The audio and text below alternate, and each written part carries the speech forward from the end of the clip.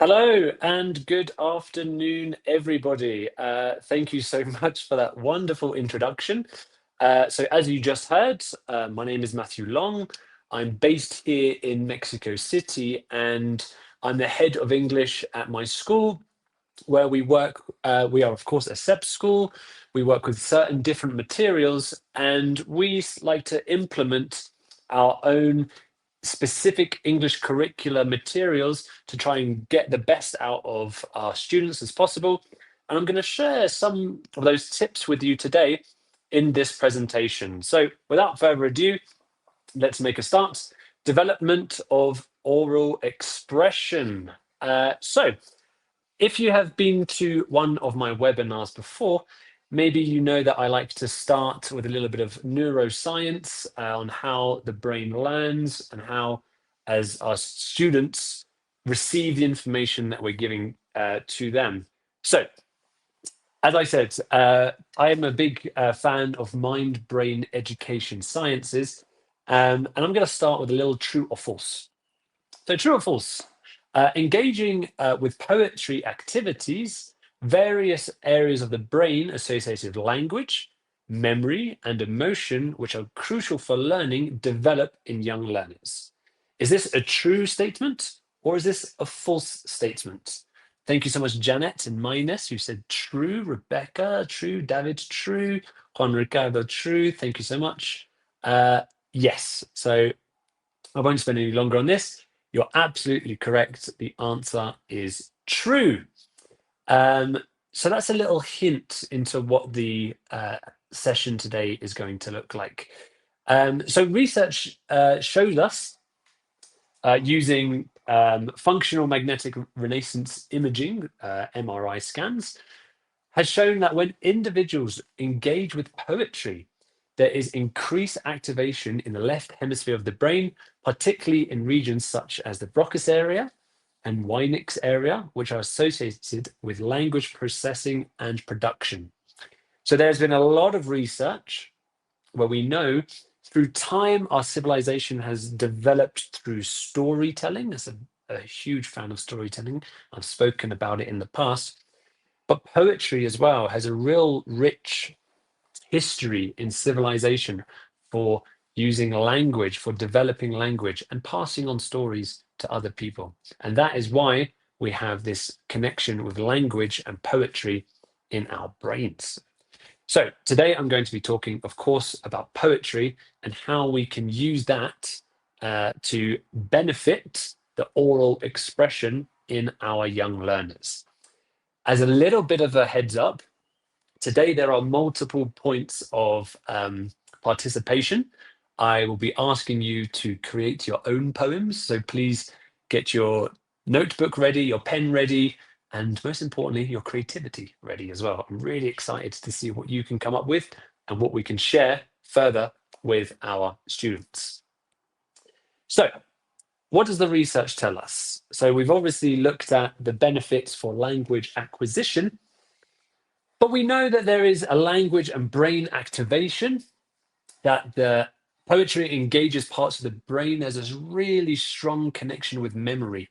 And obviously, in our circumstances, teaching English as a foreign language, memory is something that we really need to take advantage of to help students become familiar with the sounds, to improve their own speech. And poetry, through research, has a real strong connection with this. As someone has written in the chat, there is also emotional connection too. So I'm sure at some point in your life you've listened to a poem, you've listened to a story, a prose, or even a song, and it sparks these emotional engagements. And that helps children remember language better and helps them to also speak more confidently in public. Rhythm and repetition, as we saw, someone mentioned repetition in their speaking activities. We know that vocabulary and pronunciation reinforces the speech pattern. And with repetition, we are strengthening the neurons in our students' brains. And stronger the neuron, the less easy it is to break and forget. So we really want to be reinforcing that rhythm and repetition. And luckily with poetry, we have that. Creativity and flexible thinking. Poetry is such a rich base for our students to be, you know, demonstrating their creativity, to be learning lovely, rich, creative adjectives and words to be demonstrating through their own artistic expression. Social skills. We know that group and class poetry activities build connection and trust within the safe space that is our classroom. And of course, it is learning with all senses. There are obviously different types of learners in our classroom, and we need to be taking all of those into consideration and have this UDL approach, Universal Design for Learning, so all students can access. And this includes movement, visuals, sound, speech, writing, so many different rich areas that we can be looking at. Okay, so however, does it work? The short answer is yes. So unfortunately, my computer is having some technical issues and I'm unable to share this audio with you. But as you can see in this these photos, at my school, we host multiple speech competitions throughout different ages from primary up to secondary and prepa as well. So at my school, we have something that's called Medici Poetry and Medici Talks.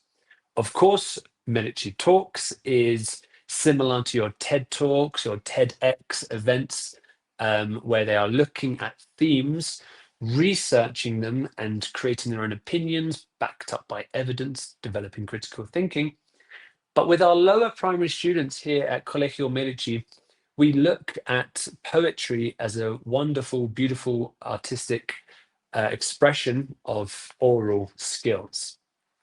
In the past, we used to ask our students to research a poem, memorize it, and also then demonstrate it. Okay. So, but we have suddenly advanced. We have demonstrated that children are able to write their own poems, memorize their own poems, and then perform them. I wish I could share this with you. However, there is no, audio working today. However, these two students in the past were in second grade and they created beautiful, rich individual poems that were unique to them. As you can see, that me in the photo, this is a grade-wide competition. We start from giving them ideas and themes, which I will show you next. And then slowly they build, repeat, perform. And as you can see, the young boy on the left, he provided actions and kind of demonstrations with his performance. So, right. So, what are the benefits in our ESL context? Of course, the benefits that I just demonstrated for you were general language acquisition. But we are in an ESL context, okay? And of course, we know that poetry supports rhythm, intonation, and pronunciation practice, encourages expressive reading and memorization skills. It builds vocabulary through repetition and rhyme and creates emotional connections, making language memorable. That's the difference in ESL. We want our students to be remembering the language and supports cultural exchange through diverse poetic forms. I know this is such a wonderful time of year. Um, I think it's called Calaveritas. I think it's in Mexico, where people write poems about the people who have passed away, about the dead. So once again, it's that beautiful cultural exchange where we can really maximize the cultural difference between English language and also Mexican culture. Okay.